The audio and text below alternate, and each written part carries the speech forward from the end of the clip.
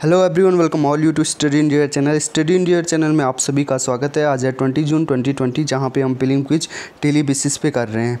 तो पहले क्वेश्चन है हमारे पास गरीब कल्याण रोजगार अभियान के बारे में। रिसेंटली इसको लॉन्च किया गया था गवर्नमेंट ऑफ इंडिया के द्वारा। दो स्टेटमेंट यहाँ पे आपको दी गई है, आपको बताना है विच वन इज करेक्ट। तो पहला जो स्टेटमेंट है ये कहता है कि जो रूरल इंडिया है, ये जो अभियान है ये रूरल इंडिया में जो लिवलीहुड अपॉर्चुनिटी होगी उसको बूस्ट करेगा। दूसरा जो स्टेटमेंट है यहाँ पे कहा गया है कि जो माइग्रेंट वर्कर हैं उनको प्रोवाइड कराएगा ग्रेन चना पर family per month for 2 month under this scheme. तो आपको बताना है इनमें से कौन सा सही होगा। देखिए, हाल ही में गरीब कल्याण रोजगार को अभी इंडिया की गवर्नमेंट है उसने लॉन्च किया था and it is something related to rozgar. Okay, तो अगर रिलेटेड टू रोजगार है तो क्या यहाँ पे ग्रेन एंड चना बांटा जाएगा? तो हो सकता है ये जो स्टेटमेंट है गलत है, और बिल्कुल ये गलत है क्योंकि जब रोज़गार की बात कही गई है तो ये चीज़ें नहीं आएंगी। तो ये जो स्टेटमेंट है कॉमन सेंस से आप गलत कर सकते हैं।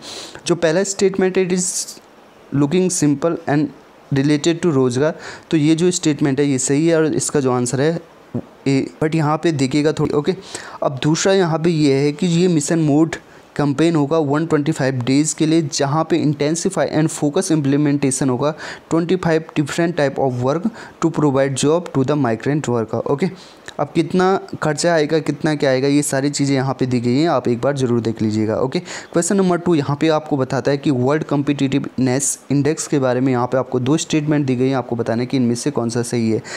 पहला तो आप देखिए जो स्टेटमेंट है ये बताता है कि ये वर्ल्ड इकोनॉमिक फोरम के द्वारा कंपाइल किया गया है। दूसरा स्टेटमेंट ये कहता है कि जो ब्रिक्स नेशन है उनमें से इंडिया की जो रैंक है वो सेकंड है आफ्टर चाइना। तो आपको बताना कि इनमें से कौन सा करेक्ट है। यहाँ पे ऑप्शन इस तरीके से दिए गए हैं, आप नज़र ज़रूर डाल लीजिएगा, वीडियो को पॉज करिएगा और साथ साथ में आंसर देने की कोशिश कर दीजिएगा। देखिए, जो पहला स्टेटमेंट है ये वर्ल्ड इकोनॉमिक फोरम के द्वारा नहीं बल्कि IMD के द्वारा रिलीज़ किया जाता है। ओके, दूसरा जो स्टेटमेंट है आप देखेंगे जनरली चाइना के बाद इंडिया ही आगे होता है ब्रिक नेशन में, और जो रैंक सेकंड है इंडिया के आफ्टर चाइना, ये बिल्कुल सही स्टेटमेंट है। तो इसका जो आंसर हो जाएगा वो बी आंसर सही हो जाएगा। ओके, देखिए यहाँ पे जो ये इंडेक्स है इस इंडेक्स को रिलीज़ किया जाता है institute of management and development के द्वारा।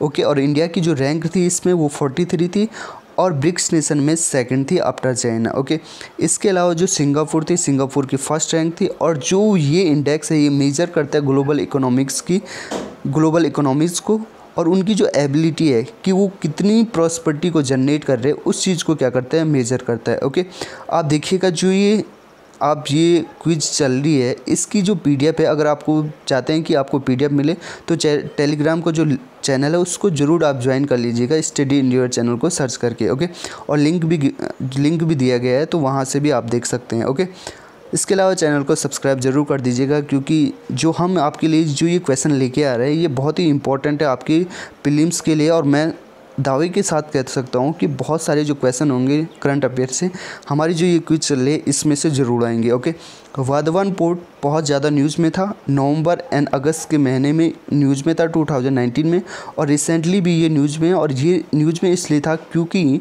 वाधवान पोर्ट को कह रहे थे कि ये 13th मेजर पोर्ट बनने जा रहा है। ओके, तो अभी ये रिसेंटली न्यूज़ में था, तो आपको बताना है इनमें से किस स्टेट में ये है। ओके, गुजरात में, महाराष्ट्र में, आंध्र प्रदेश में या वेस्ट बंगाल में।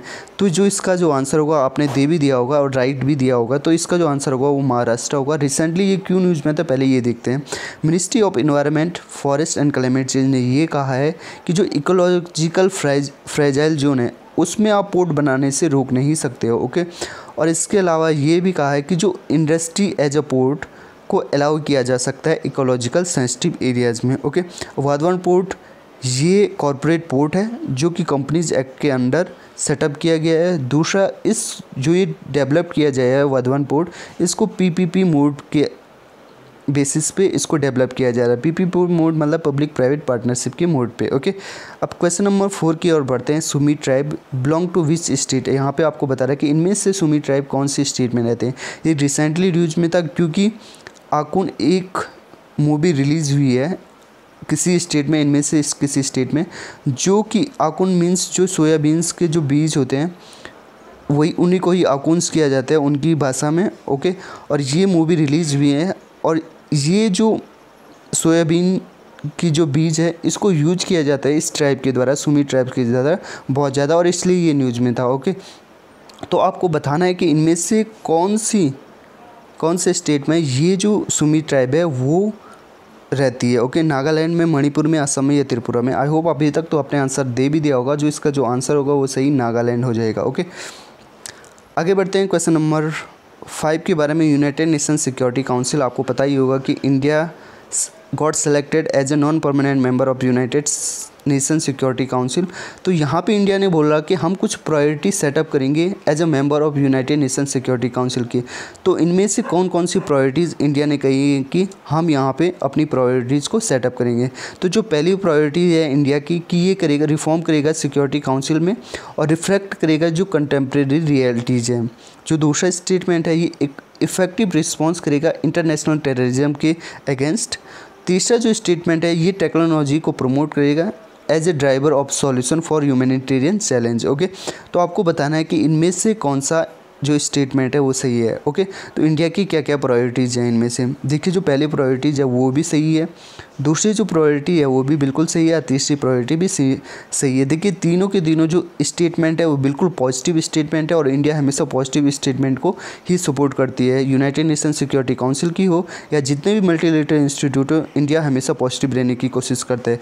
तो अगर आपको कभी भी मल्टीलेटरल इंस्टीट्यूट में ऐसे स्टेटमेंट मिले जहाँ पे पॉजिटिव रिस्पॉन्स है इंडिया, तो वो बिल्कुल सही होने की संभावना ज़्यादा होती है। तो इस तरीके से जो इसका जो आंसर होगा वो डी हो जाएगा। Okay, all of the above. United Nation Security Council की अगर बात करें तो 15 मेंबर होते हैं, जहाँ 5 मेंबर हमारे परमानेंट होते हैं और 10 मेंबर नॉन परमानेंट होते हैं। ओके, इस पे आप डिटेल वीडियो भी है यूनाइटेड नेशन पे हमने बनाई हुई है, तो आप प्लीज़ वहाँ से देख सकते हैं करंट इशू एनालिसिस में। ओके, सो आज का जो क्वेश्चन है इतना ही रखते हैं। ओके, डेली 5 क्वेश्चन कराते हैं और 5 ही इंपॉर्टेंट होते हैं एक दिन में। ओके, जिनकी मोस्ट संभावना होती है कि वो आपके पेपर में आ सकते हैं। ओके, सो अगर आप चाहते हैं कि हम क्वेश्चन है उनको क्वेश्चन को भी बढ़ाएं, ओके, और जो प्रीवियस ईयर के जो करंट अफेयर उनको भी इसमें जोड़े, तो प्लीज़ लाइक कीजिए और कमेंट में ज़रूर बताइएगा। So thank you for the day.